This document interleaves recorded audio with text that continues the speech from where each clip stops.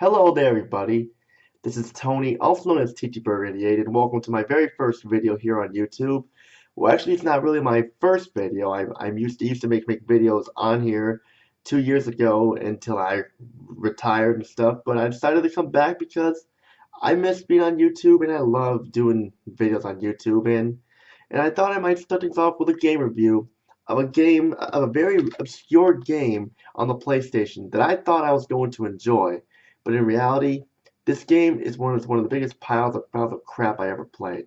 It is so boring that playing this game for only about a half hour or so could put you to sleep. That game is Aquanauts Holidays on the PlayStation.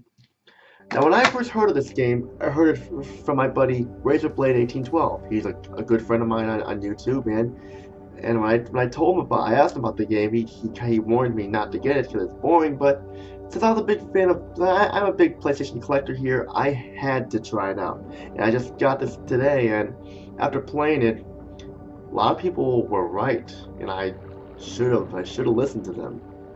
And and I also would like to give my buddy ScootZMedia a shout out here also for telling me about the game and about telling me about how boring the game looked, because he was right, the game is boring, and for making the famous TTBurger88 logo you see here in the video. So ScootZMedia, thank you for that. You did a great job with the logo.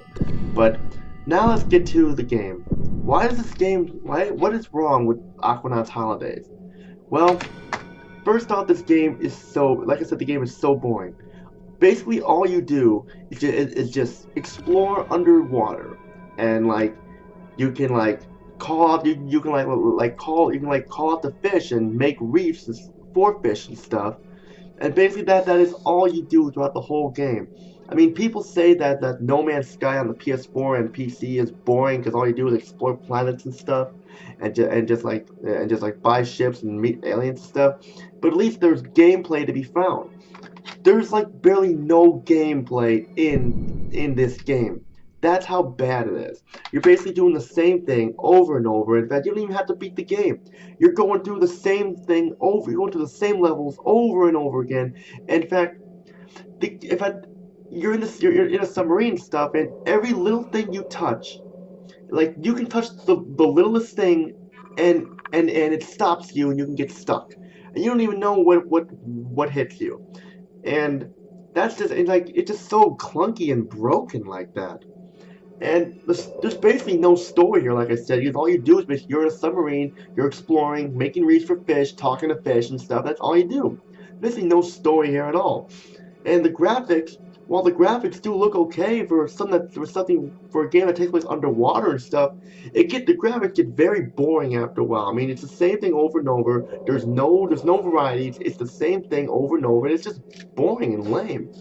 And for sound, you got like no music at all. Sound like no music, no voice setting, just the sound of sea critters in the water, and that is just pretty lame overall. I mean, I cannot believe that you can make a game that's so quiet and stuff. I mean, I can't believe it. I mean, like what? Like it's. I mean, like you'd think there'd be like some cool music or something like that, but there's like barely any music. It's music beyond the opening, and just sure it may look realistic, but come on, you can at least add some music, anything. Even if it was just like some industrial music that takes place underwater, that would have been perfect. But nope, that's sadly not the case here. And it's just a very almost soundless game. And the gameplay, like I said, is the worst because there's like nothing to do.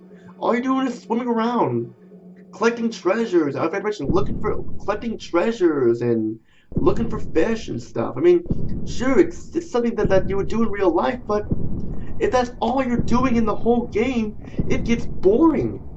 And I also forgot to mention that the draw distance is very poor, and everything looks the same. You can easily get lost. And this game, when I got the game, it was only about $3. That's not nearly as bad as a ripoff, but it's still nowhere near as good as I'm not just trying to bash the game for it being a simulation, because I like simulation games like Flight Simulator and stuff. I used to play games like that at my cousin's house all the time, and I do like those type of games. But if this is all you're doing, you're doing nothing. I mean, what's the point of making a game where you do basically nothing?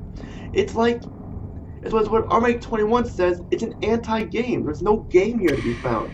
There's like nothing to do. I mean, like you first go into the game, and it's like, okay, what am I supposed to do? Because like you see objects in the area and stuff like that, and you just like, okay, what am I supposed to do? Am I supposed to go in there? Am I supposed to observe it? Am I supposed to shoot it or something like that? Or am I supposed to like run into it? Like they don't give you any objection, no, not objection, objective on what to do. I mean, is it really necessary to make a game that's like so boring and put you to sleep? I mean, like, this is my footage here, but then again, I didn't even get very far in it, because I looked up online.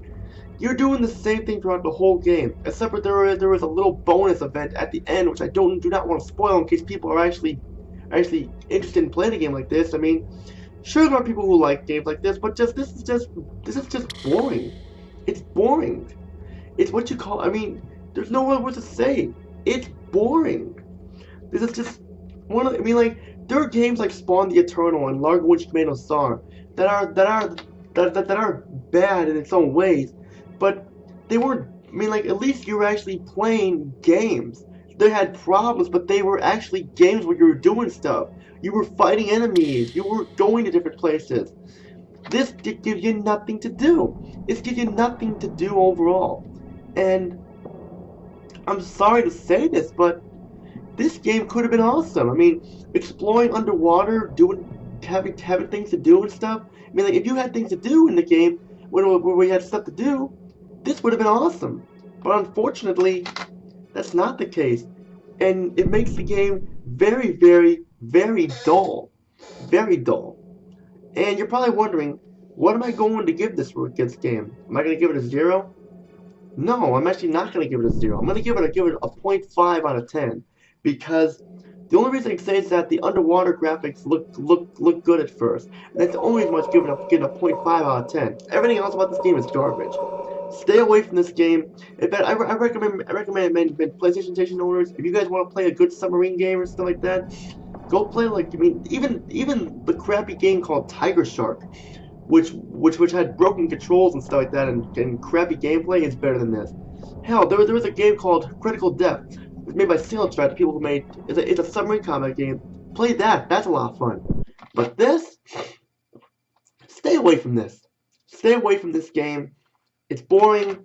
It's not even worth $3. It's not even worth like $1 or 50 cents on Amazon.